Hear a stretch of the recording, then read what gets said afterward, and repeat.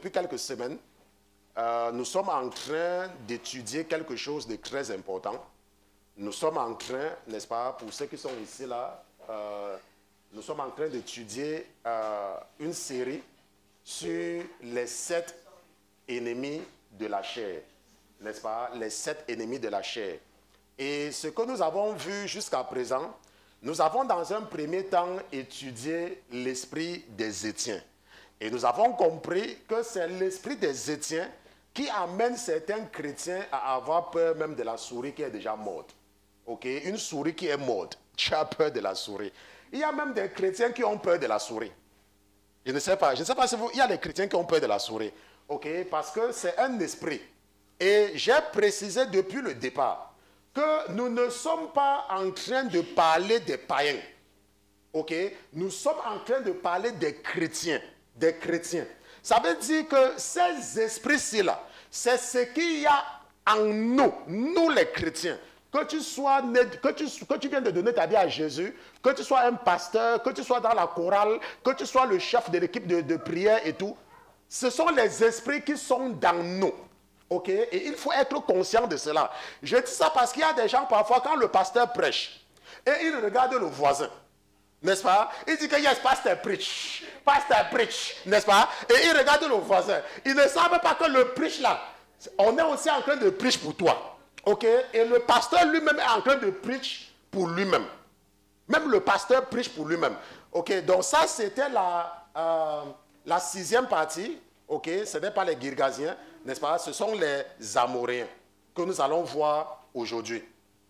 Maintenant, après les Étiens, nous avons étudié, n'est-ce pas, les Éviens. Et nous avons compris que les Éviens, c'est cet esprit-là qui amène certains chrétiens à eux-mêmes être sous la servitude. Ça veut dire que tu te laisses dominer. Ça veut dire que tu te laisses esclave. Ça veut dire que quoi? Ça veut dire qu'il y a des gens qui sont les esclaves des autres. Ok? Et c'est un esprit. Et nous avons vu ça avec le cas des gens de Gabaon. Après, n'est-ce pas, l'esprit des Éviens, nous avons passé 2 séances sur l'esprit qui est le plus terrible, l'esprit des Cananéens. Et chez les Cananéens, nous sommes passés par les Sidoniens, n'est-ce pas? Et nous avons fait un arrêt sur l'esprit de Jézabel, l'esprit de la domination. Et nous avons vu qu'il y a des gens qui aiment dominer. Quand ils sont quelque part, ils veulent seulement dominer. Il veut seulement dominer. Quand c'est un homme, quand il est quelque part, c'est lui qui veut que le président, il veut que le trésorier, il veut que le secrétaire, il veut que le délégué, il veut que le responsable, il veut tout faire. Et quand c'est une femme, son mari n'a même pas encore ouvert la bouche, qu'elle a terminé la phrase. N'est-ce pas? Elle a terminé la phrase. Ok? Et nous avons vu que c'est l'esprit de Jézabel. Et ça, c'est parce que Jézabel est une Cananéenne. Même comme elle est de la famille du premier fils de Canaan. Ça, nous avons vu cela. Après donc les Cananéens, je pense que la semaine dernière, nous avons vu les Girgasiens, n'est-ce pas? C'est ça que nous avons vu la dernière fois. Et nous avons compris très bien qui sont les Girgasiens. Ok? Nous avons vu que ce sont les gens qui aiment s'accrocher aux choses de la terre. Vous voyez les Girgasiens. Ça veut dire que pour eux, tout, c'est par rapport aux choses terrestres. Je veux la voiture, je veux la maison, je veux le travail, je veux le machin, et ainsi de suite. N'est-ce pas? Les choses de Dieu ne sont pas trop dans leur cœur. Les Girgasiens, ils n'aiment même pas les gens de l'église. Vous allez les voir, les Girgasiens, quand ils sont dans une église, même après 5 ans, je vous dis ce que moi je connais. Je vous dis, vous savez que je parle trop, non? Vous savez que le pasteur Christian parle. Je dis que là où j'étais, maman Elisabeth, il y a les gens dans mon église qui ne connaissaient pas le nom du pasteur. Le prophète, hein? Le prophète même qui les a appelés même un jour et a même prophétisé sur eux et les a même, ils ne connaissaient pas son nom. Tu demandes à quelqu'un, je dis, ils sont nombreux comme ça là. Il demande, quel est le nom du pasteur? Pasteur Ba. Donc il disait que Pasteur Ba, n'est-ce pas? Tu dis, ok, quel est son prénom? Je dis, il disait, pour donner le nom de leur pasteur. Le nom de leur pasteur. Quel est son nom? Vous voyez un peu? Et ça là, ce sont les Girgasiens. Et nous avons vu que les Girgasiens, ce sont les gens qui vont dire que quand tu leur dis que, oh, il y a telle soeur qui a perdu son père. Elle dit que, mais quelle sœur? Tu dis, oh, la sœur Justine. Tu dis que mais la sœur Justine, c'est qui? Mais tu ne connais pas. Elle s'asseyait souvent là-bas derrière. Elle s'asseyait souvent là-bas derrière. Tu dis que derrière où? Tu dis que mais là où tu ne connais pas la hoche, elle s'asseyait ici. Il y avait une femme qui s'asseyait toujours ici. Vous voyez un peu? Parce que leur cœur n'est pas sur les choses de Dieu. Vous voyez, leur cœur, ils sont attachés aux choses. Et quand ils partent à l'église, c'est seulement pour la protection. Vous voyez, ce sont les Girgaziens. Nous avons vu ça la dernière fois. Et aujourd'hui, nous allons étudier quelque chose.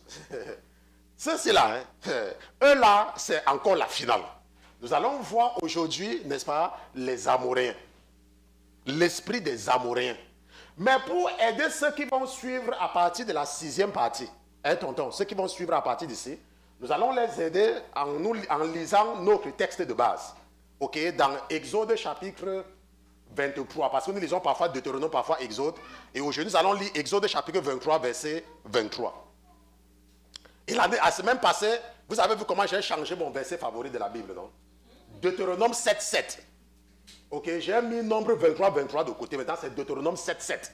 Mon verset favori dans la Bible. Ok, Exode chapitre 23.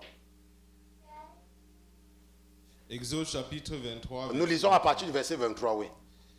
Car mon ange marchera devant toi. Car mon ange marchera devant toi. Et t'introduira au pays des Amoréens. Et t'introduira au pays des Amoréens. Des Étiens. Des Étiens. Des Phérésiens. Des Phérésiens. Des Cananéens. Des Cananéens. Des Éviens. Des Éviens. Et des Jébusiens. Et des Jébusiens. Et les exterminerai. Et je les exterminerai. Ok, mon ange marchera devant toi et t'introduira. Ok, maintenant qu'est-ce que le verset 24 dit? Tu ne te prosterneras point devant leur Dieu. Oui. Et tu ne leur serviras point. Tu ne les serviras point. Et tu n'imiteras point leurs œuvres. Tu n'imiteras point leurs œuvres. Mais tu les détruiras complètement. Oui. Et tu briseras entièrement leur statut. Entièrement leur statut. Vous servirez l'Éternel votre Dieu. Maintenant, lorsque la Bible parle de briser entièrement leur statut, ça ne veut pas dire que les Jébusiens, les Éviens ont des statuts. Hein. La statue, c'est tout ce que tu mets dans ta vie qui a plus de l'importance que Dieu. Ok, c'est ça la statue. Donc vous briserez ces statues-là. Ok, maintenant verset 25. Vous servirez l'Éternel votre Dieu. Et il bénira ton pain et tes eaux. Et tes eaux. Et j'ôterai la maladie du milieu de toi. Donc c'est ça que, n'est-ce pas, moi quand j'étais dans la maladie, ça là, quelqu'un ne m'a pas enseigné ça. Ok, j'étais tombé sur ce verset là quand je cherchais Dieu aussi. Et j'avais vu que Dieu a dit dans sa parole que vous servirez l'Éternel, votre Dieu, et il bénira ton pain et tes eaux, et il ôtera la maladie de toi. Et il l'ôtera. Donc lorsque tu es un chrétien, je dis, ça ne dépend pas. Moi je dis souvent aux gens que regardez un peu comment les gens ne sont pas sages. Regardez comment les gens ne sont pas sages. Ok? Tu préfères vivre ta vie comme tu veux vivre ta vie. Tu préfères travailler et tout. Et tu payes l'assurance maladie tous les mois, peut-être que $400 ou $300, n'est-ce pas? Tous les mois. Si tu es dans un travail où on ne donne pas l'assurance. Et à la fin de l'année, tu dépenses peut-être que $4 000 ou $6 000. Maintenant, le problème, ce n'est pas de payer l'assurance. Mais le problème, c'est que tu te soucies. Ça veut dire que tu penses à la maladie même. Oh, si je suis malade. Vous voyez un peu? Si je suis malade. Il y a un pasteur qui a préféré rester en location pendant des années. Parce que sa femme lui disait que, oh, n'achète pas la maison. Parce que dans le pays ici, si tu achètes la maison et tu tombes malade, on ne va pas t'aider. Mais ça veut dire quoi? Ça veut dire que il y a les gens qui ont donné rendez-vous à la maladie. Je ne sais pas si vous voyez. Ça veut dire que si tu achètes la maison et tu tombes malade, on ne va pas... Ça veut dire quoi? Ça veut dire que tu as rendez-vous avec la maladie. Vous voyez un peu? Oui. Verset 26. Il n'y aura point en ton pays de femelles qui avortent. Et je vous ai expliqué que ici, là, ça ne veut pas dire que aller volontairement retirer l'enfant. Je vous ai dit que ici, là, c'est qui ont des fausses couches. Vous savez qu'il y a beaucoup de personnes, beaucoup de femmes, sont déjà tombées enceintes même 5 fois. Marie, et elle n'accouche pas. Parce qu'après 2 mois, l'enfant sort. Ok? Ça, ce sont les fausses couches. Parce que c'est le diable qui est responsable de ça. Ok? Ou qu'il soit stérile, n'est-ce pas? J'accomplirai le nombre de tes jours. J'accomplis le nombre de tes jours. Nous allons jusqu'au verset 30. J'enverrai ma frayeur devant toi. J'enverrai ma frayeur devant toi. Et je mettrai en déroute tout peuple sur lequel tu arriveras. Et je ferai tourner le dos à tous tes ennemis devant toi. Et je ferai tourner le dos à tous tes ennemis devant toi. Et j'enverrai les frelons devant toi. J'enverrai les frelons devant toi. Et ils chasseront les Éviens. Et ils chasseront les Éviens, les Cananéens et les Étiens, de devant ta face. Je ne les chasserai point de devant toi dans une année. Je ne les chasserai pas en une seule année. De peur que le pays ne devienne un désert. Et les bêtes des champs ne se multiplient contre toi. Maintenant, qu'est-ce que Dieu est en train de nous dire ici là? Vous savez que lorsque vous venez d'arriver en Jésus, n'est-ce pas? Vous êtes en fire. N'est-ce pas? C'est fire. C'est fire, fire. Tu ne peux même pas, tu peux seulement lire la Bible, tu peux seulement lire la Bible. Et tout ce que tu vois, tu peux seulement faire, n'est-ce pas? Parce que tu as peur de Dieu. Mais il y a des gens qui peuvent abuser de ça. Il y a des gens qui peuvent abuser de ta crainte de Dieu. Si par exemple Dieu fait que tu te conformes une seule fois, il y a les gens qui vont abuser de toi. C'est pour ça que Dieu ne nous débarrasse pas de tout ça une seule fois. Il laisse en nous certains caractères pour nous aider à résister aux gens qui auront tendance à abuser de nous. Et au fur et à mesure que nous allons grandir et que nous serons maintenant forts, il va maintenant nous aider également à nous débarrasser de cela. Et c'est donc la raison pour laquelle dans Deutéronome 7.7, la Bible dit que nous ne devons pas juger les gens. Vous voyez, parce que imagine un peu que toi tu viens en Jésus. Et Jésus a dit que ok, tu dois aider les gens. N'est-ce pas? Quelqu'un vient et dit que oh ma soeur, prête-moi $1000. Maintenant toi tu es en fire. Et la Bible t'a dit que tu dois aider. Qu'est-ce que tu vas faire? Tu vas donner. Alors que la personne est en train de venir abuser de toi. La personne ne va jamais te rembourser. Donc quand tu viens en Christ, même comme tu es en fire là, Dieu va garder dans ton cœur que quand quelqu'un a emprunté l'argent, tu regardes d'abord le travail qu'il fait. Et puis même il s'arrête pour que quelqu'un t'appelle. Vous dites que ma soeur, c'est comment? Ça va, hein, ma soeur, c'est comment? Laisse ça, il est en train de préparer même le couscous comme ça avec le nkoum, n'est-ce pas? Et puis il dit que mais c'est comment, c'est comment? Et après, le Saint-Esprit s'arrange de venir avec la personne dans la conversation. Tu peux m'appeler comme ça, je venais me raccrocher avec elle. Hein. J'étais avec qui? Elle avait des problèmes. Pardon, ne sais même pas. Pardon. Si je te dis, hein, ne dis pas que je t'ai dit. Vous voyez un peu, c'est comme ça que Dieu fait. Vous voyez, c'est comme ça. Et c'est comme ça, il dit, hey, alors que tu voulais partir à la banque retirer l'argent pour donner, hein, mais le Saint-Esprit immédiatement a sonné l'alerte. Et la personne a dit que, hey, pardon, je ne te dis. Et tu sais même ce qu'elle a fait à l'autre. Attends, appelle, si tu parles que j'en... Vous voyez un peu, c'est comme ça que la Bible dit que ce n'est pas en une seule année que tu vas devenir parfait. Ça va prendre du temps. On se comprend? C'est pour ça que les pasteurs connaissent les gens qui viennent dans son église. Le pasteur ne va pas dire à quelqu'un qui est le frère Pierre, mais il connaît ses faiblesses. Et quand tu as les problèmes avec lui, le pasteur ne lui fait rien. Parce que le pasteur connaît son niveau. Et il te conseille en fonction de ton niveau. Et il conseille le frère Pierre en fonction de son niveau. Et tu te dis que, mais pourquoi le laisse alors venir à l'église? Pourquoi le laisse encore venir? C'est un peu comme ça. Et qu'est-ce que le dernier verset dit, tonton? Je les chasserai peu à peu de devant toi. C'est ce que Dieu dit. Dieu dit, je vais les chasser peu à peu. Jusqu'à ce que tu croisses en nombre. Jusqu'à ce que tu deviennes fort. Et que tu te mettes en possession du pays. Est-ce que tu vois? Jusqu'à ce que tu deviennes fort. Parce que croître en nombre ici, c'est la force. Je vais les chasser peu à peu. Jusqu'à ce que tu deviennes fort. On se comprend. Maintenant, ce que nous allons voir maintenant, avec les Amoréens, n'est-ce pas? Nous allons regarder quelque chose de très important avec l'esprit des Amoréens. Dans un premier temps, ce que nous allons faire, c'est que le frère Pierre va nous amener dans Nombre chapitre 13. Nombre chapitre 13. Et nous allons lire à partir du verset 26. Nombre chapitre 13, nous lisons à partir du verset 26.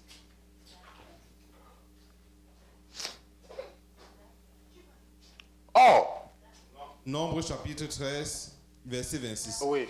Or, Il revint d'explorer le pays au bout de 40 jours. Au bout de 40 jours. Et étant arrivé, il vint vers Moïse et vers Aaron et vers toute l'assemblée des enfants d'Israël. Oui.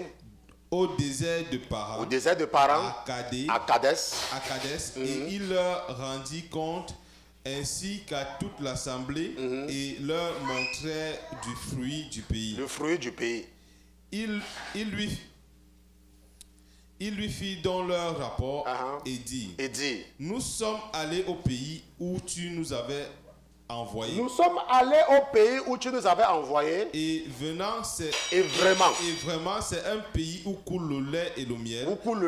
Et voici de son fruit. Seulement le peuple qui habite dans ce pays est robuste. Et les villes sont closes et très grandes. Nous y avons vu aussi les enfants d'Anak. Oui. Les Amalécites. Oui.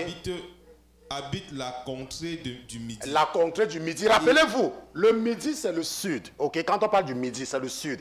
Et la Bible dit que les Amalécites habitent le sud. Oui.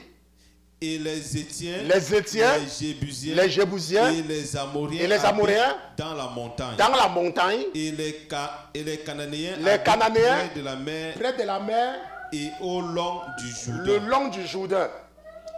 N'est-ce pas? Et qu'est-ce que le verset? Alors Caleb fit taire le peuple devant Moïse et dit, montons et emparons-nous-en, car nous pouvons les vaincre. Maintenant, qu'est-ce que nous voyons? C'est que lorsque les enfants d'Israël sont sortis de la maison de servitude, la Bible dit que quoi? Que ils sont revenus, ils sont arrivés au désert de Kadès. Et Dieu a dit à Moïse, envoie les chefs aller explorer le pays afin de venir donner le rapport. Et la Bible dit qu'eux, ils sont partis voir et ils sont venus donner le rapport. Et ils ont eu peur. Mais ce qui nous intéresse, c'est que nous n'allons pas partir dans ce côté-là. Nous allons seulement voir que les Amoréens, n'est-ce pas, étaient déjà dans le pays. Et eux, ils habitaient dans les montagnes, ok, avec les autres. Donc, c'est leur situation géographique dans la terre promise. Mais lorsque je préparais cet enseignement, l'esprit qui en moi n'a pas voulu que je m'attarde beaucoup sur le côté de la montagne. Et m'a plutôt envoyé quelque part. Mais nous pouvons également caractériser les Amoréens par leur situation géographique de montagne. Et faire le rapport par rapport aux montagnes. Mais ce n'est pas ça que nous allons faire. Ok, ce n'est pas ça que nous allons faire. Maintenant, avant d'arriver là-bas, nous avons vu que les Amalécites habitent le Midi. Et le Midi, c'est le sud de Canaan. Ça veut dire que c'est le côté le plus proche, n'est-ce pas, de l'Égypte. Et j'ai fait un enseignement une fois où j'ai enseigné sur l'esprit des Amalécites. Et nous allons voir, peut-être si le Seigneur le permet, que je revienne encore sur l'esprit des Amalécites. C'est cet esprit-ci là qui frappe beaucoup les chrétiens qui ne veulent pas faire les efforts. Ceux qui ne veulent pas faire les efforts. Les Amalécites. Ils ne veulent pas faire. Les chrétiens qui sont toujours en train de traîner les pieds. Lorsque, par exemple, on est en train de jeûner, ou on est en train de faire quelque chose, ils disent que de toute façon, ils vont prier pour moi. Ils vont prier pour moi, moi j'arrive. Moi je suis dans le groupe. Ok, je suis aussi dedans. Les prières là aussi c'est pour moi. On se comprend? Et c'est un esprit qui est très dangereux.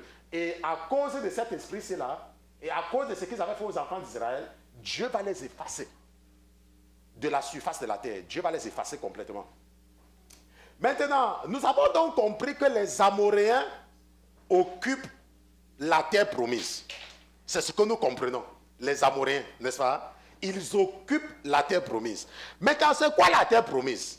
Nous avons toujours dit ici là que nous ne devons pas confondre la terre promise et le paradis. Il ne faut jamais faire cette confusion-là. Ok? La terre promise, c'est ta situation de stabilité. Ça veut dire que là où tu arrives à un moment donné dans ta vie et tu n'as pas de problème. Ta vie est stable. On se comprend? Tu arrives à un moment donné dans ta vie et ta vie est stable. Ça, c'est ta terre promise. Maintenant, le paradis, c'est qu'il y a un temps où Dieu va juger tout le monde. Un temps, Dieu va juger tout le monde. Et la Bible dit que ceux qui seront à sa droite, il va dire, venez, vous qui êtes les bénis de mon Père, venez prendre ce qui vous a été réservé depuis. C'est ce que la Bible dit. Maintenant, et ceux-là vont dire que, mais, pourquoi est-ce que tu nous appelles? Et Jésus va dire que quand j'avais faim, vous m'avez donné à manger. Quand j'avais soif, vous m'avez donné à boire. N'est-ce pas? Venez vous reposer. Et la Bible dit que ceux qui sont à gauche, il va dire que vous savez quoi? Allez rester avec votre Père. Et la Bible dit que là-bas, il y aura des pleurs et des grincements dedans. Ok? Donc le paradis, c'est différent. Ça veut dire quoi? Ça veut dire que tu peux être dans la terre promise et ne pas aller au paradis. Tout comme tu peux ne jamais arriver dans la terre promise et aller au paradis. Parce que Dieu peut décider de te maintenir en Égypte, comme il a fait avec Joseph. Il peut décider de te maintenir en Égypte. C'est pour cela que quand tu es un chrétien, tu dois beaucoup faire attention avant de juger les gens. Si tu n'as pas reçu l'esprit de la révélation, ou bien le discernement des esprits, il faut éviter de juger. On se comprend? Il faut toujours, en tant que chrétien, éviter de juger, parce que tu ne sais pas, n'est-ce pas, ce que Dieu est en train de faire avec quelqu'un. Tu ne sais pas seulement. Tu te focalises sur ta part. C'est pour ça que vous voyez qu'il y a les gens qui aiment trop se focaliser sur les autres, qu'à chaque fois que le pasteur prêche, il pense à quelqu'un. C'est même ça, pasteur. Prêche sur ça. Prêche sur ça, pasteur. Il faut même bien prêcher sur ça. Non. OK? Quand le pasteur prêche, c'est par rapport à toi-même. OK? Maintenant, ce que nous allons maintenant voir avec les Amoréens, c'est quoi? C'est que les Amoréens ont certaines habitudes. Et tu vas te retrouver dedans. Et la Bible a dit que si tu te retrouves, que tu dois les exterminer, que tu dois les vouer à l'interdit. Mais comment est-ce que nous allons faire pour reconnaître l'esprit des Amoréens? Il n'y a que Dieu pour nous aider. Puisque c'est lui qui a dit, qui a donné le nom cela aux enfants d'Israël, les Amoréens. Et maintenant, regardons un peu. La Bible dit que les Amoréens habitaient déjà. Mais est-ce que les enfants d'Israël étaient déjà partis là-bas? Mais Dieu avait dit à Moïse que vous allez détruire les Amoréens. Maintenant, ça veut dire quoi? Ça veut dire que c'est Dieu qui doit nous dire qui sont les Amoréens, non? C'est lui qui doit nous dire. Maintenant, est-ce qu'il nous dit cela? Il nous dit qui sont les Amoréens. C'est pour ça que le frère Pierre va nous aider. N'est-ce pas? Allons un peu dans Nombres chapitre 21. Toujours dans le livre des Nombres. Ok, Nombres chapitre 21. Et lisons à partir du verset 21. Moi, parfois, j'ai envie de vous raconter ce qui est bien. Vous savez que c'est souvent difficile de seulement parler et d'avertir seulement les gens, n'est-ce pas? Moi, parfois, j'ai envie de vous montrer les bénédictions dans la Bible. Mais ce qui est là, c'est que l'ange qui m'inspire, il ne rit pas. N'est-ce pas? Il ne rit pas. Lui, là, il ne rit pas. N'est-ce pas? Il est là. Il ne rit même pas un peu. Il est méchant. Et lui, là, si tu vois ses dents, hein, c'est que, je ne sais pas, il ne rit pas. N'est-ce pas? Il est très sévère. N'est-ce pas? L'ange qui, en fait, n'est-ce pas, que Dieu a fait pour qu'il me fasse, qu'il m'enseigne. Et même quand Dieu te donne un ange, tu dois toujours lire. OK? Parce que si tu ne lis pas, ça sera difficile pour lui de communiquer avec toi. OK? Et lui ne blague pas. OK? Donc, nous remercions le Seigneur. Et parfois également, c'est lui qui me permet d'enseigner. Hein. Mais il y a les autres qui sont là pour la protection. C'est pour ça que même si quelqu'un vient ici avec les mauvaises intentions, il sera anéanti. Sa force il va seulement rester là comme un enfant. À cause de ce qu'ils font. Parce qu'eux, ils ne rient pas. OK? Donc, et parce que Dieu donne un message à chaque pasteur. C'est pour ça qu'il dit toujours que si un pasteur a un message qui ne te plaît pas, pardon, tourne-toi ton dos. Tu pars toi. Parce que tu ne connais pas le message qu'il a reçu de Dieu. OK? Moi, quand je lis la Bible, je vois les bénédictions. Hein. Il y a des choses que je peux montrer aux gens dans la Bible pour les bénir. Mais ils ne veulent pas ça. Parce que vous voyez, un jour, il y a une sœur qui avait des problèmes. Et elle vit en France. Et le Seigneur l'a envoyée vers moi parce qu'elle a un bon cœur. N'est-ce pas? Elle a vraiment un bon cœur. Et le Seigneur l'a envoyée vers moi. Et j'ai vu que l'ennemi l'exploitait. Elle était comme vous voyez comment, dans certains quartiers, il y a les enfants qu'on envoie toujours aller acheter les choses. N'est-ce pas? Et c'est comme ça qu'on l'utilise dans le monde spirituel. Donc, on l'exploite dans le monde spirituel. On passe le temps à l'envoyer pour aller faire des commissions. Et à cause de cela, elle ne peut donc pas avoir un homme dans sa vie. Je ne sais pas si vous voyez. Parce que si, par exemple, tu es le commissaire, si c'est toi qu'on utilise pour les commissions, si maintenant tu te maries, qui va aller faire les commissions? Tu vois? Et en ce moment-là, c'est coupé. Et le Seigneur l'a donc envoyé vers moi. Maintenant, quand le Seigneur l'a envoyé vers moi, je l'aidais à lire. Et un jour, le Seigneur a dit, ok, bon, il faut lui donner quelque chose. Je lui ai donné quelque chose. Malheureusement, cette chose est devenue une idole. Vous voyez un peu? C'est un peu ça. Alors que la parole peut te transformer. La parole peut t'amener à être indépendant. La parole peut t'amener à t'en sortir. Et c'est la parole qui délivre. Ok? Maintenant, tonton, qu'est-ce que le verset 21 dit? Nombre chapitre 21, 21. Or, Israël envoya des ambassadeurs à Sion. Envoya les ambassadeurs à Sion, roi des Amoriens, pour lui dire. Maintenant, rappelez-vous que la Bible dit que Sion, c'est le roi des Amoréens. Et nous sommes en train d'étudier l'esprit des Amoréens. Ok? Pour lui dire. Permets que je passe par ton pays. Permets que je passe par ton pays. Non, nous ne nous détournerons point dans les champs. Nous ne nous détournerons point dans les champs. Ni dans les vignes. Ni dans les vignes. Et nous ne boirons point l'eau des puits. Nous ne boirons même pas l'eau des puits. Nous marcherons par le chemin royal. Nous allons marcher notre route. Jusqu'à ce que nous ayons passé ta frontière. Jusqu'à ce que nous ayons passé ta frontière. Rappelez-vous que la Bible dit que les enfants, nous avons vu non, que les Amoréens habitaient dans les montagnes. Donc les enfants d'Israël sont en train de passer leur route. Ils sont en train de passer leur route. Et sur leur chemin, c'est le pays des Amoréens. Et Moïse donc envoie des gens dire que pardon, nous, on veut seulement passer. Nous, on veut seulement passer. On ne va pas entrer dans ton champ. On ne va pas boire ton eau. On ne va pas entrer dans tes vies. Nous, on veut seulement passer. Je sais qu'il y a ceux qui sont plus intelligents qui ont déjà compris. Je vais revenir là-dessus tout à l'heure. OK? Maintenant, verset 23. Mais Sion ne permit point à Israël de passer par sa frontière. De passer par sa frontière. Et Sion assembla tout son peuple. Et Sion assembla tout son peuple. Et sortit à la rencontre d'Israël vers le désert. Vers le désert. Et il vint à Jahat. Et il vint à Jahat. Et combattit contre Israël. Et combattit contre Israël. Mais Israël le frappa du tranchant de l'épée. Mais Israël frappa, n'est-ce pas, Sion, le roi des Amoréens de l'épée. Et conquit son pays. Et conquit son pays. Depuis l'Arnon. Depuis l'Arnon. Jusqu'au Jabok. Jusqu'au Jabok. Jusqu'aux enfants d'Amnon. Jusqu'à chez les Ammonites. Car la frontière des enfants d'Amnon était forte. La frontière des enfants d'Amnon, nous savons que les Ammonites, ce sont les enfants de Job. Ce sont les petits-fils de Job. La Bible dit que les filles de Job ont couché avec leur père à cause de l'alcool. Hein? Les chrétiens qui disent que, oh, Paul avait dit à Timothée qu'il faut boire un peu. Ok? Donc, c'est un peu ça. Ok? Maintenant, verset 25. De Lot, j'ai dit qui? Job, oh, Lot. Ok? Ça a sorti. Lot.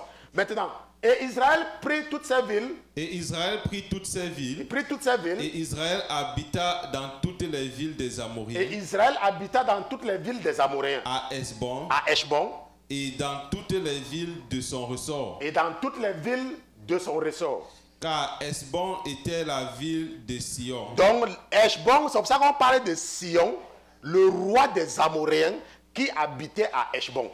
Ok, dans le combat spirituel. Pour les gens qui prient. Pour les gens qui prient.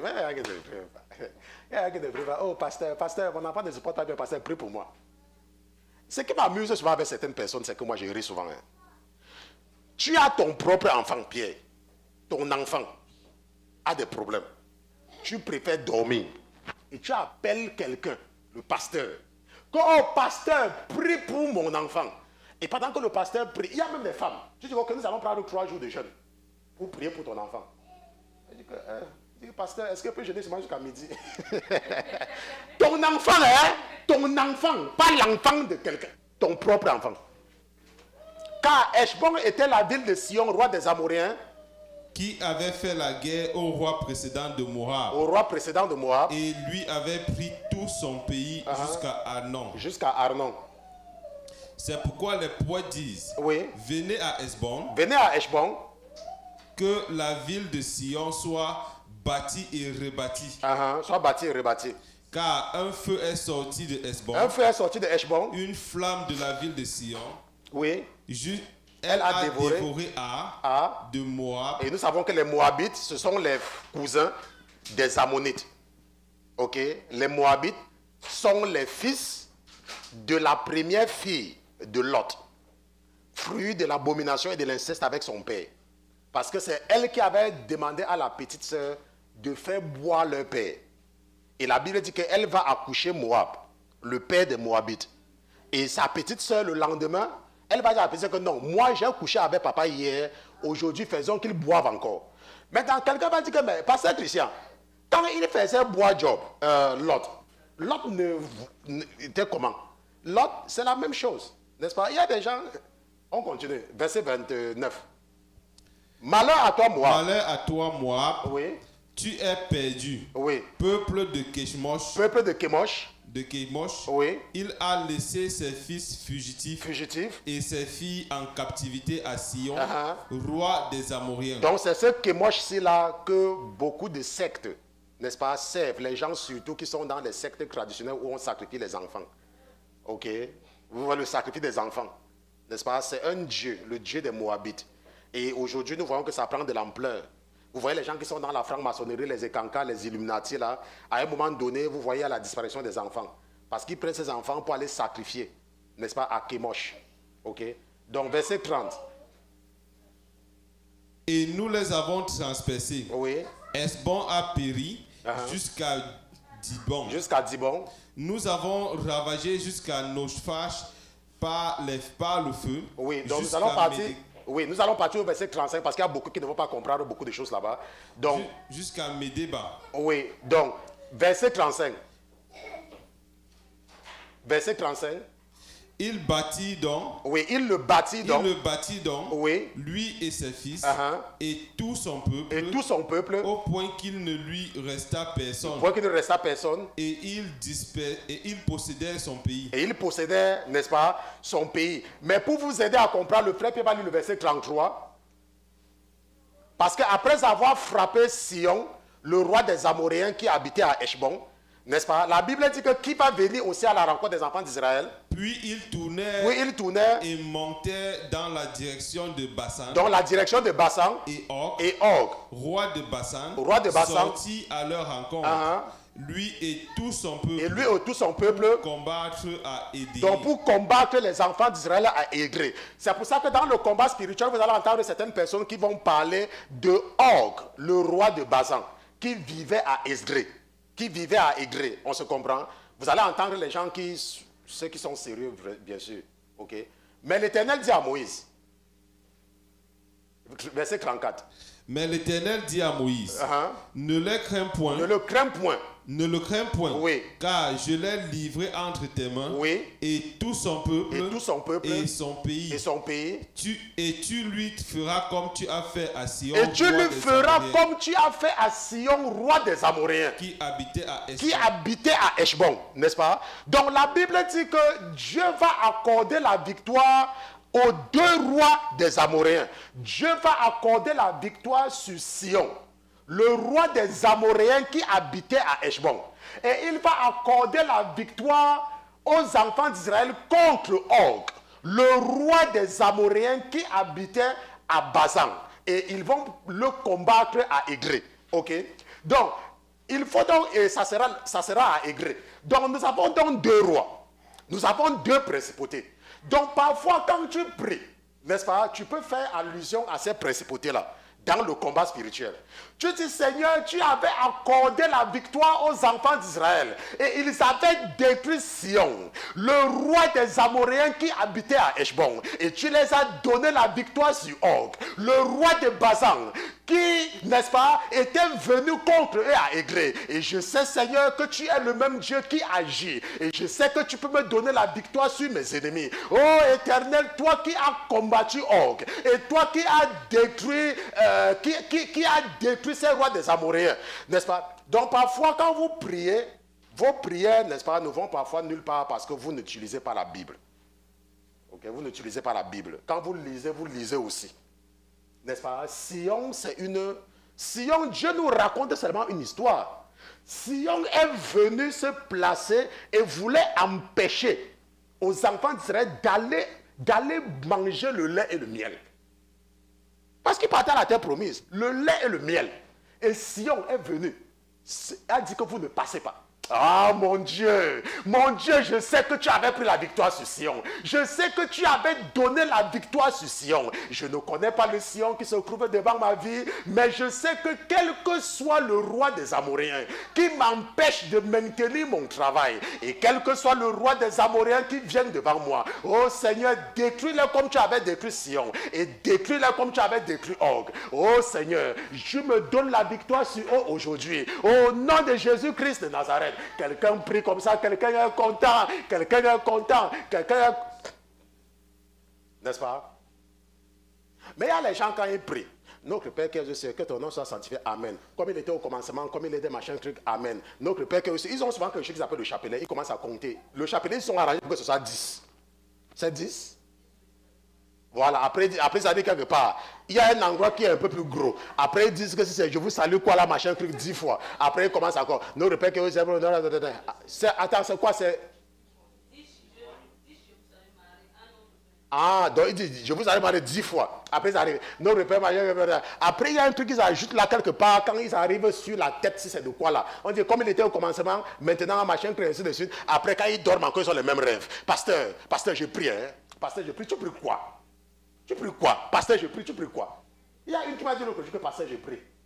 Attends, tu pries quoi? Pasteur, je prie. Tu pries. Attends, ta prière là, c'est quelle qualité de prière là? Maintenant, tonton Pierre, nous avons vu ensemble le verset 22, n'est-ce pas? Et c'est ça qui nous aide à comprendre la mentalité ou alors l'esprit des Amoréens. Ok, la Bible dit dans Nombre chapitre 21, verset 22 que permets que je passe par ton pays. Maintenant, rappelez-vous que les enfants d'Israël ne connaissent pas les Amoréens. Et ce que les enfants d'Israël sont en train de dire ici, c'est pas quoi? On dit en français, c'est pas quoi? C'est par réputation, n'est-ce pas? C'est par réputation. C'est pour cela que les enfants d'Israël savent que les Amoréens n'aiment pas partager. Ils n'aiment pas partager leurs choses. Les Amoréens. Les enfants d'Israël savent que les Amoréens sont des personnes qui sont dures. N'est-ce pas? Les enfants d'Israël savent que les Amoréens ne sont pas hospitaliers. C'est ce que les enfants d'Israël... C'est pour ça que les enfants d'Israël ont dit aux Amoréens que nous,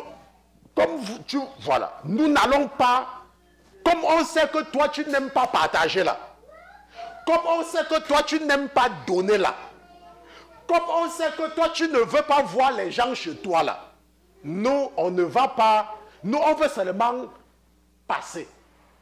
Nous on veut seulement passer. Parce que les enfants d'Israël ne sont jamais partis vivre là-bas. Mais pas la réputation. Maintenant, ça veut dire que quoi? Ça veut dire que nous voyons donc qu'il y a des chrétiens. Je le dis encore, on ne parle pas des gens du dehors. Hein. On ne parle pas des païens, on parle des chrétiens qui sont dans l'église. C'est un esprit. Et Dieu nous dit que nous devons nous débarrasser de cela. Que nous devons nous débarrasser. Que nous devons seulement nous débarrasser de cet esprit-là. Parce que ce n'est pas bien. Ça va nous empêcher d'être heureux. On se comprend. Maintenant, nous allons regarder quelque chose dans Actes chapitre 20, verset 32. Actes chapitre 20, verset 32. Actes chapitre 20, verset 32. Ok, qu'est-ce que la Bible dit?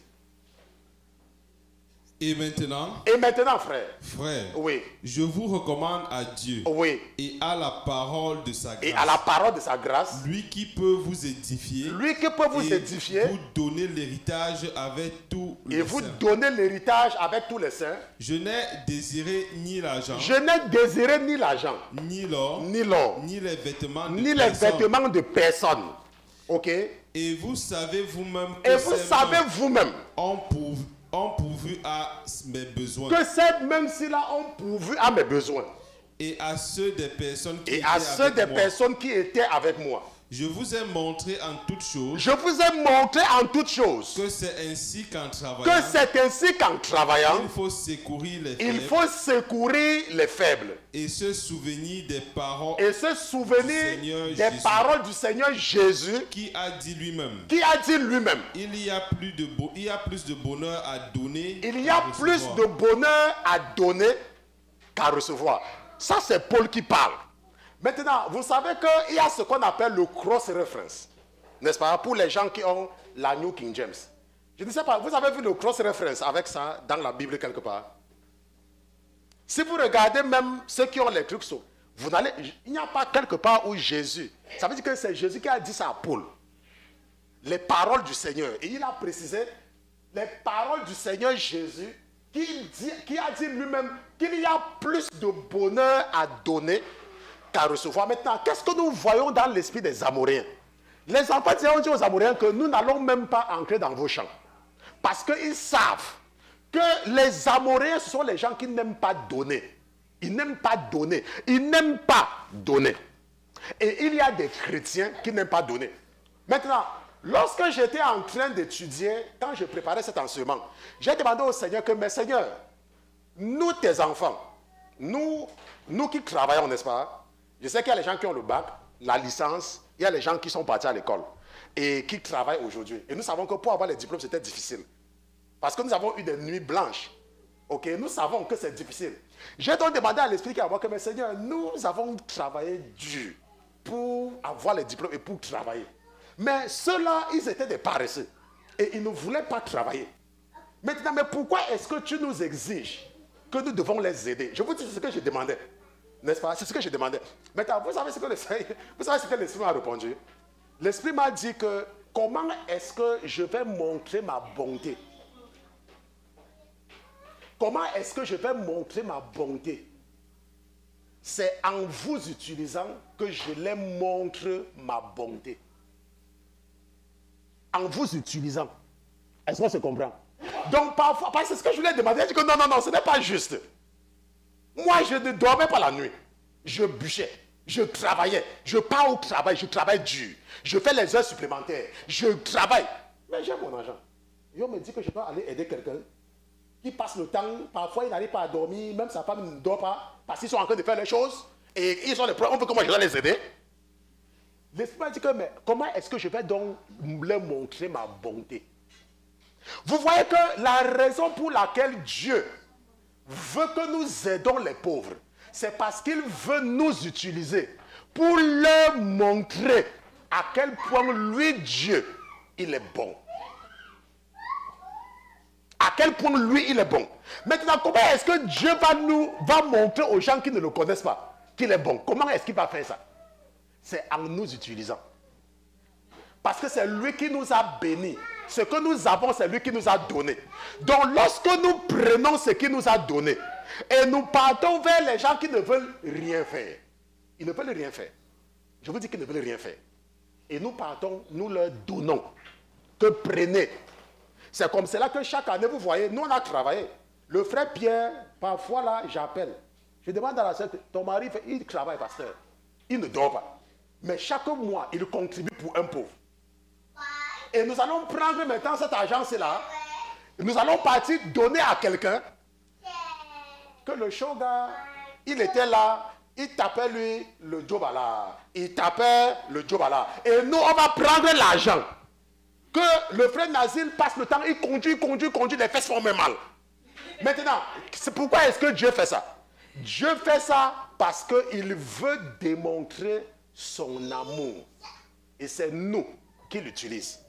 Donc, lorsque tu es un chrétien et tu te rends compte que c'est difficile pour toi de donner, ça veut dire que tu es encore sous la domination de l'esprit des Amoréens. Est-ce qu'on se comprend? L'esprit des Amoréens, c'est un esprit. Ça veut dire que toi, tu ne peux pas donner.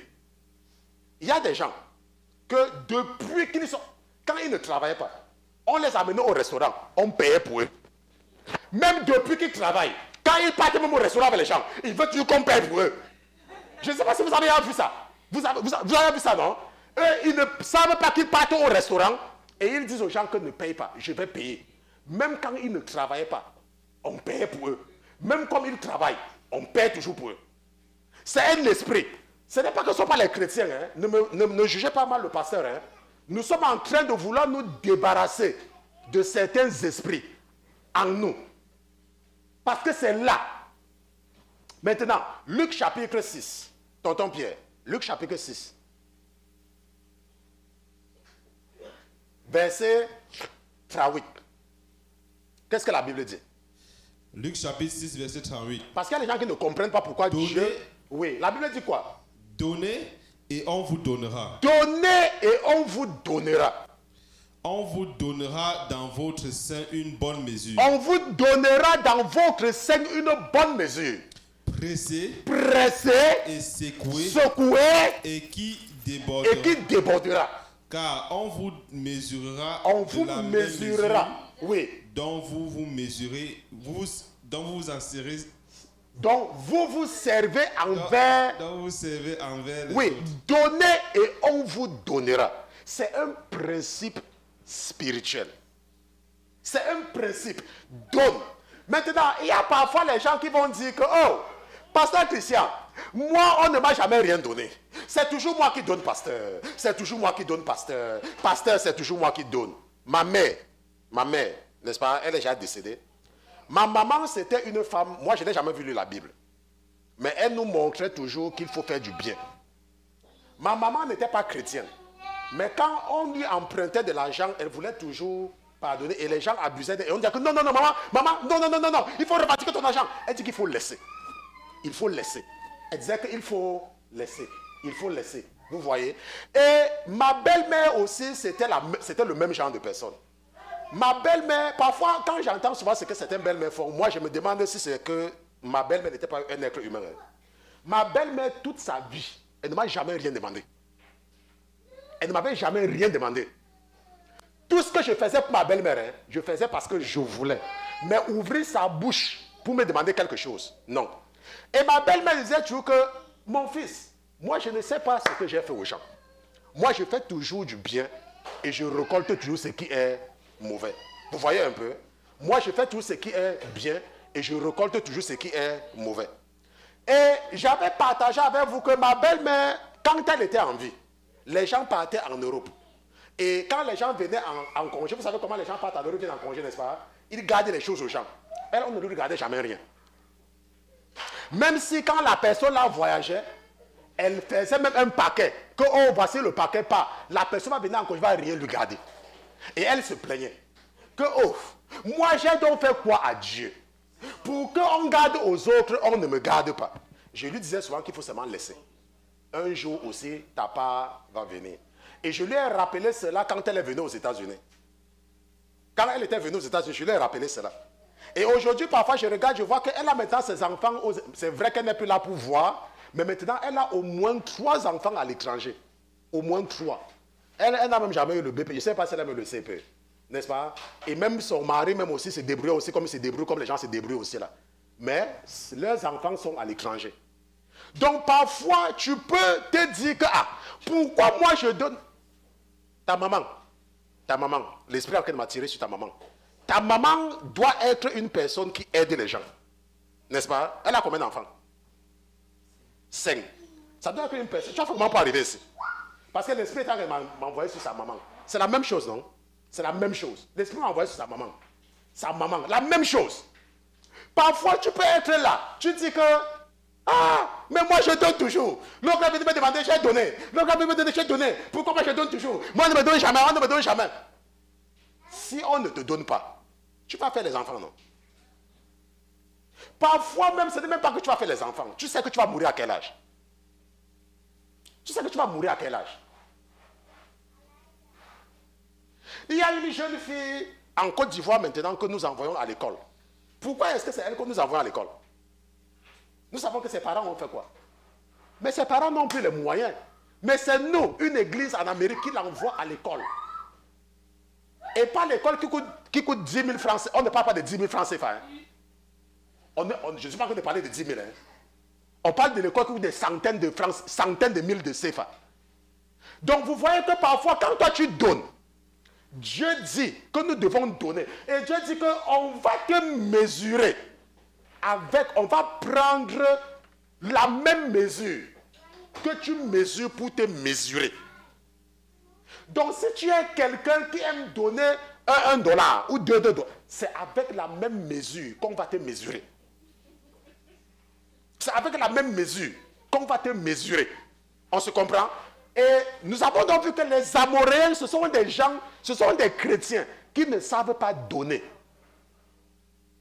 Pendant le dernier jeûne, je pense que pendant une des séances de prière, l'Esprit avait mis en moi qu'il fallait vous encourager à faire du bien. Et un jour, je suis parti à la boulangerie. Il y a la boulangerie où je passe souvent là, n'est-ce pas? Et j'ai sorti $20, j'ai pris, c'est parce que j'ai pris. On devait me rembourser peut-être ces $12 ou machin truc. Au moment où on devait me... L'Esprit m'a rappelé, qu'est-ce que tu as dit aux gens sur la ligne de prière? J'ai seulement dit, ok, je keep it. Je suis parti. La personne, elle était en train de rêver. Imagine un peu que tu travailles dans une boulangerie, quand chaque jour $6, et puis la personne te $14, n'est-ce pas? Ce n'est pas que $14, c'est beaucoup. Mais dans ce contexte-ci, là, c'est beaucoup d'argent, non? Vous voyez, je suis parti. Donc, il faut savoir donner. Quand tu es un chrétien, il faut savoir donner. Maintenant, quand on parle de donner, on ne parle pas à ta famille. Ce que tu donnes à ta famille, ça va, c'est déjà, tout le monde peut faire ça. Donc, il n'y a pas un crédit que tu vas dire, oh, j'aide ma famille, machin. Même les païens font ça. Nous parlons des chrétiens. Et si vous avez bien lu la Bible, je pense que pour ceux qui ont bien lu, Jésus a dit lui-même que si vous donnez seulement à ceux qui vous aiment, vous ne faites rien. Rien. C'est Jésus qui a dit ça. Puisque même les païens font la même chose. Donc, le pasteur qui va dire qu'il faut donner, tu appelles ton cousin. Tu dis, ok, tu n'es pas parti à l'école l'année ci, ok, je vais payer ta pension. C'est ça là, même n'importe qui, même les musulmans font ça, même les bouddhistes font ça, ça n'a aucune importance. Ok? On parle de donner à quelqu'un qui n'a rien à voir avec ta famille. C'est ça qui compte au ciel. Maintenant, nous allons revenir sur... nous allons continuer avec les Amoréens, parce que je dois vous enseigner quelque chose. Lorsque nous regardons dans la parole de Dieu, la Bible nous dit qu'il y a un des fils d'Isaac qui était jumeau et il s'appelait Jacob, n'est-ce pas? La Bible dit que Jacob, sur les conseils de sa mère, est retourné là où son grand-père avait dit que personne ne doit plus jamais mettre les pieds, n'est-ce pas? Mais sa mère l'a poussé à partir là-bas. Maintenant, quand Jacob est arrivé dans la famille de sa mère, maintenant, qu'est-ce qui s'est passé? La Bible dit qu'il a aimé une femme, n'est-ce pas? C'est ce que la Bible nous dit. La Bible dit qu'il a aimé une femme. Et il a dit que non, je vais épouser la femme-ci. Et il a fallu qu'il travaille pendant 7 ans pour pouvoir épouser la femme-là. Mais qu'est-ce qui s'est passé? Après 7 ans, qu'est-ce qui s'est passé? On l'a trompé, n'est-ce pas? Mais est-ce que Dieu a intervenu? Dieu n'a pas intervenu. Vous savez pourquoi? Vous allez savoir pourquoi maintenant. Maintenant, à quel moment est-ce que Dieu a intervenu dans la vie de Jacob? À quel moment? Dieu a intervenu dans la vie de Jacob quand son beau-père a commencé à abuser de lui. Maintenant, quelqu'un va dire que, mais pasteur Christian, il avait abusé de lui en lui donnant la grande sœur de la petite sœur. Mais regardez pourquoi Dieu n'intervient pas. Parce que comment est-ce qu'un homme peut coucher avec une femme qu'il ne connaît pas? Qu'est-ce qui s'est passé le soir là pour que Jacob couche avec Léa? Attendons, revenons un peu sur la terre. Parce qu'il y a les gens, quand ils lisent la Bible, c'est que oh, les femmes doivent porter le foulard, les femmes doivent porter le foulard. Ils ne cherchent même pas à réfléchir, à méditer. Maintenant, Maman Louise, je te vois, non? Supposons que je t'aime. Je dis qu'elle va t'épouser. Et puis on dit que le jour du mariage, je me lève le matin avant de reconnaître que ce n'est pas toi. Ça veut dire qu'il y a un problème. On se comprend? Ça veut dire qu'il y a un problème. Et quel est le problème? La seule raison pour laquelle Dieu n'a pas intervenu dans cette situation, c'est parce que Jacob lui-même, c'est lui-même qui s'est mis dans ce problème en buvant la bière, en saoulant. Parce que s'il avait été sobre, il devait reconnaître la femme avec qui il était dans la chambre. Il devait reconnaître cette femme-là. Donc il faut comprendre que la justice de Dieu, la Bible dit quelque part que notre colère ne va pas changer la justice de Dieu. Ce n'est pas parce que tu es fâché que Dieu va changer sa loi à cause de toi. Si Jacob avait respecté et avait écouté l'histoire que son grand-père lui avait racontée sur ce qui s'était passé avec Job et ses filles et son fils, Lot même et Job et Noé, parce que Noé, il devait savoir qu'un enfant de Dieu ne boit pas. Mais le bon monsieur, le jour du mariage, on est parti chercher le fofo. On est venu lui donner. Il a bu. Attends, ouais, la sœur de Ré, elle me dit comment on appelle ça là-bas en Côte d'Ivoire. Il y a une façon qu'on appelle ça en Côte d'Ivoire, les gens qui partent au maquis là. Bois. Et on prend une femme, on vient, on lui donne. Après, il se lève le matin, il part carrément devant son père. Ah, tu m'as trompé. On l'a trompé comment? C'est pour cela que Dieu n'avait pas intervenu. Et Dieu va donc laisser qu'il supporte les conséquences de son acte lui-même. Et il va encore travailler 7 ans. Maintenant, regardons très bien à partir de quel moment Dieu intervient. C'est lorsque l'injustice est claire. Parce que Jacob va demander son salaire à son beau-père. Et son beau-père va dire, ok, à partir de maintenant, je vais te payer. Ce qui sera tacheté sera pour toi. Et ce qui ne sera pas tacheté sera pour moi. Et la Bible dit que quand son beau-père va se rendre compte que tout est tacheté et machin, il va encore changer. C'est là où Dieu intervient. Parce que maintenant, il y a injustice. Maintenant, la raison pour laquelle je vous raconte cela, c'est parce que je veux que vous compreniez que lorsque Dieu dit quelque chose, nous ne devons pas croire que notre colère va changer sa justice. Donc, lorsque Dieu nous demande de donner, nous ne devons pas croire que nous allons dire que, oh, on m'a dit que je dois donner, je vais partir donner à ma famille, Non. Quand on parle de donner, c'est donner aux gens qui n'ont pas de rapport avec toi. Ça veut dire que tu vois quelqu'un qui a des problèmes. Tu es en train de passer, tu vois quelqu'un qui est dans les problèmes. La Bible nous dit également que les Amoréens avaient refusé d'accueillir les enfants d'Israël, de les accueillir. Maintenant, la Bible nous dit quoi? Tonton, allons un peu, Hébreux chapitre 13, verset 1. Je crois que j'allais revenir sur ça, mais on va terminer. Ce que je ne vais pas faire, on va laisser ça, le Saint-Esprit va vous aider vous-même à comprendre cela. Hébreux chapitre 13, verset 1. Hébreux chapitre 13, verset 1. Oui. Que l'amour fraternel demeure. Que l'amour fraternel demeure. N'oubliez point l'hospitalité. N'oubliez point l'hospitalité. Car par elle, quelques-uns ont logé des anges sans le savoir. Quelques-uns ont logé des anges sans le savoir. Quelques-uns. Et qu'est-ce que la Bible dit au verset 3? Souvenez-vous des prisonniers. Souvenez-vous des prisonniers. Comme si vous étiez enchaînés avec eux. Comme si vous étiez enchaînés avec eux.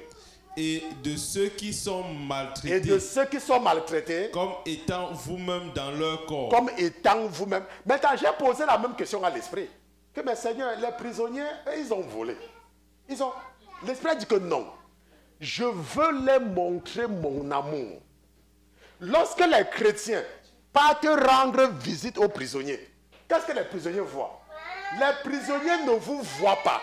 Les prisonniers disent que il y a les chrétiens qui sont venus et qui est glorifié, c'est Jésus-Christ. Donc, il y a des choses que quand Dieu nous demande de faire, nous ne devons pas regarder qu'ils ont volé. Nous ne devons pas regarder qu'ils ont agressé. Mais c'est Dieu qui veut leur montrer son amour. Moi, maintenant, nous, dans ce ministère, Dieu ne nous a pas mis dans le cœur d'aller chez les prisonniers. Okay? Parce qu'il y a des ministères qui s'occupent des prisons. Mais il y a des gens qui vont dire que, oh, mais vous partez rendre visite aux prisonniers, ils ont volé, machin. C'est parce que tu n'as rien compris. Tu vois, l'esprit des Amoréens, c'est un esprit qui n'est pas hospitalier. Moi, je connais des gens. Quand j'étais en Angleterre, il y avait mon ami, il était médecin. Et il avait son collègue médecin. Quand on était au pays. Okay? Je ne cite jamais mon pays parce que moi, je suis un francophone. Okay? Maintenant, son frère là, son collègue là, lui donnait souvent certains jobs. Maintenant, il s'est avéré que le petit frère de son collègue là s'est retrouvé aussi en Angleterre. Et il n'avait pas où dormir. Il a donc son grand frère, lui a donc donné le numéro. Et il a appelé que, oh, je suis là, je n'ai pas où dormir, je ne sais pas si vous pouvez venir dormir. Je vous dis, vous savez que le passé par l'autre nom. On habitait dans une maison qui avait ma chambre, il y avait sa chambre, il y avait une chambre en bas, il y avait 3 chambres en haut, une chambre en bas, il y avait 4 chambres. Vous savez, les maisons, c'est une maison, mais chacun a sa chambre. Et vous partagez la cuisine, vous partagez le salon, n'est-ce pas? Le salon était vide. Je vous dis que le salon était vide. Et il y avait un salon là-bas. Je dis que le salon était vide. J'avais moi-même écouté. Il a dit que, oh, il n'y a pas la place chez moi. Le petit frère de son collègue qui est dans un pays étranger. Vous allez dire que, ah, pasteur Christian, il y a les gens qui font la même chose chez les Blancs. Il y a les gens que leur salon est vide. Mais quelqu'un les appelle, que je n'ai pas où dormir. Même dit que je vais te garder pendant une semaine. 0. Il n'y a pas la place chez moi. Il va venir, il va manger ma nourriture. C'est l'esprit des Amoréens. Est-ce que vous comprenez? C'est un esprit. Maintenant, lorsque tu écoutes ça, tu vas dire que ah, je ne savais pas. C'est tout à fait normal. Rappelez-vous, la Bible a dit que je ne vais pas les chasser en une seule année, n'est-ce pas? Je vais les chasser de façon... C'est pour ça que quand tu es un chrétien, il y a des choses que tu fais et que pour toi, ça ne te dérange pas. Jusqu'à ce que le Seigneur estime que tu as atteint un certain niveau et il t'enseigne cela. Moi, si quelqu'un vient me voir et me dit qu'il n'a pas où dormir, je te regarde. Je dis ok. Comme je sais que chez les Blancs, les gens aiment tous les problèmes. Surtout quand ils sont ensemble là. Je vais dire ok, je peux te garder chez moi pendant 2 semaines.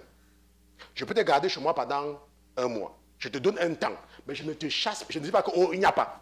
Puisque je peux venir te demander de dormir ici. On se comprend? Mais il y a les gens que le salon est vide. Et la Bible nous dit que quoi? Tonton, lis encore. Lis encore. La Bible dit quelque part ici que quoi? Que certains ont fait quoi? N'oubliez point quoi? N'oubliez point l'hospitalité. Oui, car par elle, quelques-uns ont logé des anges sans le savoir. 10 ans aux États-Unis sans papier.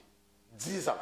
Et quand nous on venait en Amérique, ma femme avait ses cousins ici en Amérique. Personne, ils ont refusé de nous héberger. J'ai dit sa famille, dans la famille. On venait en Amérique. Mais il y avait un monsieur aux États-Unis. C'était le mari d'une camarade. Le mari d'une camarade. Il a seulement entendu, il ne nous avait jamais vu, que nous sommes en train de chercher un endroit pour venir, qu'on a eu la green card. Il ne nous connaissait pas. Ça faisait 10 ans qu'il était en Amérique sans papier. Le monsieur nous a hébergés. En quelques mois, Dieu lui a donné les papiers. En quelques mois. Et avant même d'avoir les papiers, quand nous sommes venus, vous savez ce que nous lui avons dit? Mon épouse n'était pas d'accord, elle n'était pas encore en Christ, donc il ne faut pas l'en vouloir. Moi, mais je n'étais pas en Christ. Mais comme moi, j'aime aider les gens. Après quelques temps, je lui ai dit que, ok, comme tu as été bon avec nous, à partir d'aujourd'hui, tu ne payes plus le loyer. Nous allons t'héberger maintenant chez toi et nous allons payer le loyer pour toi. Et Mathis, il a quitté l'Amérique sans plus jamais savoir ce qu'on appelle le loyer. Parce qu'il a hébergé les gens qu'il ne connaissait même pas. La Bible dit que beaucoup ont raté leur chance à cause de ça. Parce qu'au lieu d'aider quelqu'un, tu regardais un vieux pot de yaourt qui est dans ton frigo, que tu vas même d'abord même jeter même après 3 jours. Nous jetons combien de pots de yaourt? Nos frigos sont pleins de choses qu'on ne mange pas, après on jette même. Mais quelqu'un va venir chez toi, tu vas plutôt regarder qui va venir boire, ou bien va manger ton salami. C'est salami? C'est salami, oui, salami, il va venir manger ton salami. Ok. Nous allons nous arrêter ici, là, n'est-ce pas? Je voulais continuer avec certaines choses, mais le Saint-Esprit va vous aider, n'est-ce pas, pour la suite. La semaine prochaine, si c'est la volonté du Seigneur, nous allons étudier l'esprit des pharisiens. Il nous reste 2 esprits que nous devons utiliser. Nous allons nous lever, nous allons prier. Nous allons nous lever.